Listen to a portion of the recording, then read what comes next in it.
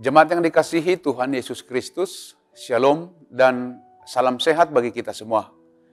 Sebelum melakukan aktivitas hari ini, marilah kita terlebih dahulu mendengarkan firman kehidupan yang tertulis dalam kitab Roma 2 ayat 16. Demikian firman Tuhan. Hal itu akan nampak pada hari bila mana Allah sesuai dengan Injil yang kuberitakan akan menghakimi segala sesuatu yang tersembunyi dalam hati manusia oleh Kristus Yesus. Demikian firman Tuhan, dan tema firman kehidupan kita adalah Allah menghakimi yang tersembunyi dalam hati manusia. Jemaat yang dikasihi oleh Tuhan Yesus Kristus, dalam pasal ini Rasul Paulus menasihati jemaat Kristen Roma supaya tidak ada yang merasa hidupnya paling benar, lebih baik, lebih kudus dari yang lain. Sebab semua manusia adalah orang berdosa.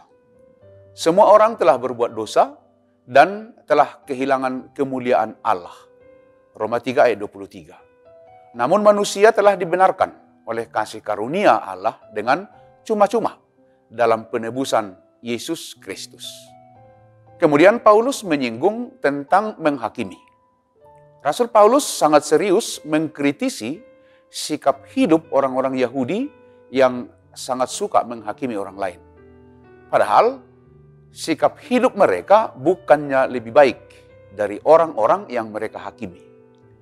Karena itu pada ayat 1 Paulus menyampaikan, "Hai manusia, siapapun engkau yang menghakimi orang lain, engkau sendiri tidak bebas dari salah."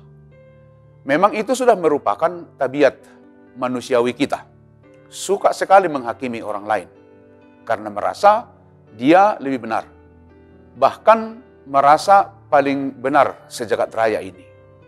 Sadar atau tidak sadar, seringkali kita bertindak menjadi hakim atas orang lain.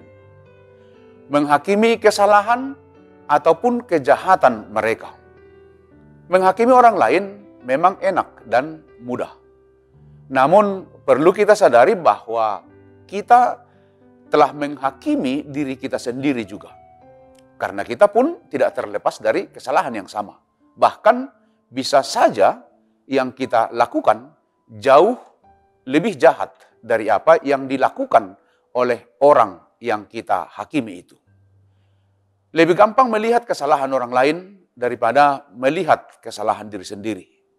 Itu sebabnya Yesus mengatakan, "Mengapakah engkau melihat selumbar di dalam mata saudaramu, sedangkan balok di dalam matamu sendiri tidak engkau ketahui?" Lukas 6 ayat 41. Dan satu hal lagi Tuhan Yesus berpesan, "Janganlah kamu menghakimi, maka kamu pun tidak akan dihakimi." Kita tahu bahwa pada hari penghakiman, Allah akan menghakimi semua orang. Dan penghakiman Allah akan berlangsung secara jujur. Pada hari penghakiman, Allah akan menghakimi segala sesuatu yang tersembunyi di dalam hati manusia. Dalam penghakiman terakhir, tidak akan ada yang mendapat perlakuan istimewa. Misalnya, karena dia orang Yahudi, atau katakanlah karena dia hamba Tuhan. Dan orang yang selama hidupnya bisa dipandang benar oleh dunia karena pintar bersembunyi menutupi kesalahannya. Dia juga tidak terlepas dari sana. Di mata Tuhan tidak akan ada yang tersembunyi. Sebab yang tersembunyi dalam hati manusia pun akan sangat jelas di hadapan Tuhan oleh Kristus Yesus. Tuhan Yesus berkata, "Sebab tidak ada sesuatu yang tersembunyi yang tidak akan dinyatakan. Dan tidak ada sesuatu yang rahasia yang tidak akan tersingkap." Markus 4 ayat 22. Kita perlu menyadari tidak ada yang tersembunyi bagi Tuhan. Dia tahu kekurangan dan kelebihan kita. Dia tahu kebaikan kita. Mungkin kita bisa berbohong dan menghakimi orang lain.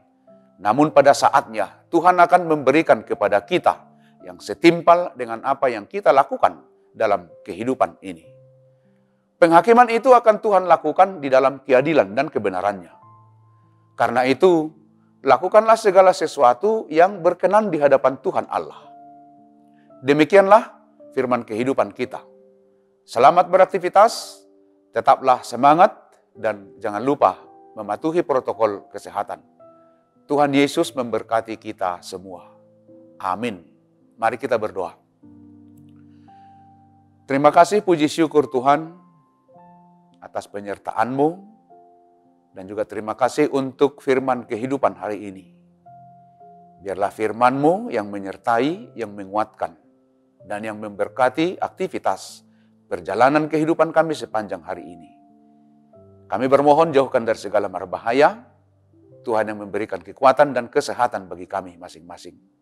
Di dalam Kristus Yesus, Tuhan dan Juru Selamat kami yang hidup. Amin. Anugerah dari Tuhan kita Yesus Kristus, kasih setia Allah Bapa, dan persekutuan dengan Roh Kudus itu kiranya yang menyertai kamu. Amin.